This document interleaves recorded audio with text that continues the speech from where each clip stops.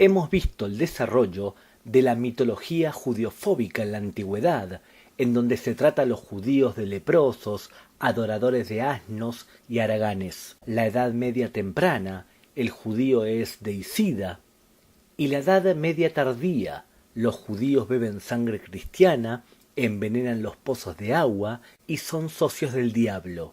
La principal diferencia entre los mitos paganos y los cristianos es que aquellos eran básicamente culturales y estos últimos fueron teológicos. La premisa pasó a ser Dios los odia. El siglo de las luces, el XVIII, traía una atmósfera de racionalismo en la que los librepensadores desechaban las supersticiones y postulan una religión de la razón para un mundo de confraternidad. El problema es que estos mismos líderes no superaron los prejuicios judiofóbicos, sino que los reafirmaron. El peor de los judiófobos iluministas fue quien encarnó las ideas de libertad, igualdad y fraternidad, Voltaire. En su diccionario filosófico escribe Voltaire sobre los judíos: el pueblo más imbécil de la faz de la tierra, enemigos de la humanidad, el más obtuso, cruel, absurdo. Entre los librepensadores que no demostraron estar infectados por la judiofobia destacan John Locke y John Toland. La emancipación le ofrecía a los judíos igualdad ante la ley en las sociedades europeas modernas. Al judío no se lo consideró un semejante, ya que el antisemitismo era demasiado fuerte en Europa. De hecho, la judiofobia moderna fue una reacción contra la emancipación, que se dio en tres corrientes: la judiofobia socioeconómica registrada en Francia, la racial de Alemania y la conspiracional en Rusia. En Francia la judiofobia fue mayormente económica y política. Produjo el mito moderno que los judíos gobiernan todo. Tampoco se basó en principios raciales como la que se desarrolló en Alemania. La creencia que los judíos constituían una raza separada, oriental, se difundió ampliamente durante la segunda mitad del siglo pasado y en Alemania se tradujo también al mundo de la política. Bajo el gobierno de Bismarck se entendió cínicamente que la judiofobia podía servir de instrumento para completar la unificación de Alemania. Podemos notar una diferencia con el modelo francés. Mientras que en Alemania, Austria y Hungría el uso político de la judiofobia fue una reacción inmediata al otorgamiento de emancipación a los judíos, Francia, por el contrario, ya había vivido 80 años de emancipación, cuando fue plagada por formas organizadas de judiofobia. La tercera forma de judiofobia fue la conspiracional, desarrollada en Rusia. Tras la apertura y política liberal del zar Alejandro II hacia los judíos, se vivió una reacción judiófoba. Como escribe Chaim Potok en su Historial de los Judíos, los iluministas judíos de Rusia supusieron que comenzaba la emancipación según el modelo occidental, y el baile comenzó. Pero no calcularon que el proceso liberador desataría un violento contragolpe.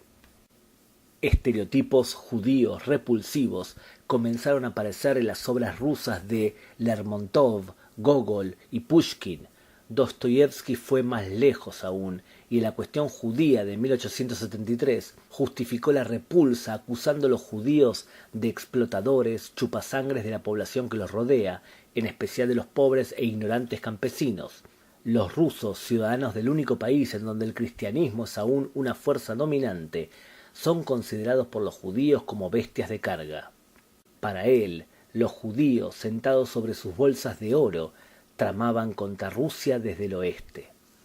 El asesinato de Alejandro II fue el trampolín para una furibunda reacción judiofóbica, so pretexto que en la célula revolucionaria que asesinó al zar había una joven judía.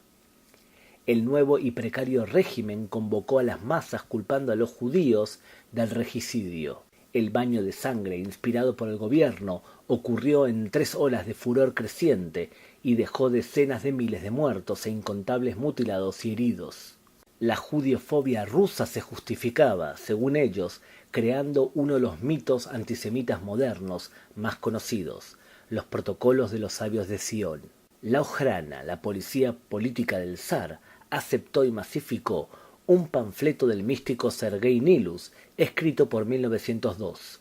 El libro supuestamente contenía los verdaderos protocolos del Congreso efectuado en Basilea, en Suiza, un lustro antes, el primer Congreso Sionista Mundial, que, aunque supuestamente había fingido el objetivo de establecer un hogar nacional para los judíos, en realidad se había convocado para un plan de dominación mundial. En dichos protocolos de los sabios de Sion, rabinos y líderes expresan sin vueltas su sed de sangre, maquinaciones y ansias de poder. La historia completa de cómo se fraguó el libro fue explicada por Norman Cohn en El mito de los sabios de Sion de 1967. Entre otras cosas, la Ojrana estaba interesada en neutralizar a las fuerzas de izquierda antizaristas, entre las cuales se contaban con muchos judíos. Millones de ejemplares de los protocolos de los sabios de Sion se vendieron en más de 20 idiomas. En los Estados Unidos su gran mentor fue el magnate del automóvil Henry Ford. En América del Sur existe un libro paralelo a los protocolos que afirma que los judíos desean dominar la Patagonia chileno-argentina.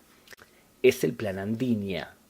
Si los protocolos de los sabios de Sion es el primer y actual mito judeófobo moderno, el segundo, sin dudas, es el antisionismo. El movimiento judeofóbico se ocupa ahora de insistir que ellos no lo son, que ellos son simplemente antisionistas. El antisionismo es la forma más persistente de la judeofobia contemporánea. Mucho se ha escrito acerca de en qué medida se trata propiamente de odio antijudío. ¿Se puede ser antisionista sin judeofobia? El antisionismo descalifica los sentimientos y aspiraciones nacionales de los judíos, y sólo de los judíos, y considera a Israel, y sólo a Israel, un Estado ilegítimo. No estamos hablando aquí de la crítica a las políticas de Israel. La autodefinición de antisionistas es socialmente más aceptable para los judeófobos de hoy, después que la judeofobia quedara tan descubierta en la Segunda Guerra Mundial. Martin Luther King resumió bien la distorsión cuando declaró: critican a los sionistas, pero se refieren a los judíos, se trata de antisemitismo. El antisionismo comparte las características de la judeofobia. Ha transformado a Israel en el judío de los países. Uno de los muchos ejemplos de su obsesividad fue el Congreso sobre Derechos Humanos en el Tercer Mundo, que tuvo lugar en Harvard en 1979. En momentos en que había masacres en África, dictaduras en Latinoamérica o la Uganda de Idi Amin, el temario del Congreso se redujo exclusivamente al terrorismo y genocidio de la así llamada Nación de Israel. Lo notable es que de las docenas de pueblos sin Estado que hay en el mundo, cachemiros, tamiles, vascos, kurdos, neocaledonios, etc., curiosamente, solo los palestinos despiertan solidaridad internacional, y sin que se tenga en cuenta siquiera los métodos que utilizan. El tercer mito o patrón de conducta de la judeofobia contemporánea es la negación del Holocausto. La negación del Holocausto nos plantea un serio dilema. Perdemos al refutar sus argumentos, ya que de este modo los legitimamos como opinión para abrir el debate acerca del Holocausto. Pero también perdemos si no le contestamos. Los judíos carecen de argumentos. La negación del Holocausto es un fraude peligroso, porque al blanquear los crímenes del nazismo hace posible su reedición y disemina el odio bajo la excusa de libertad de expresión, mientras viola doblemente la ley, por apología del delito y por incitación a la violencia. La negación del Holocausto ha expandido la mitología judeofóbica.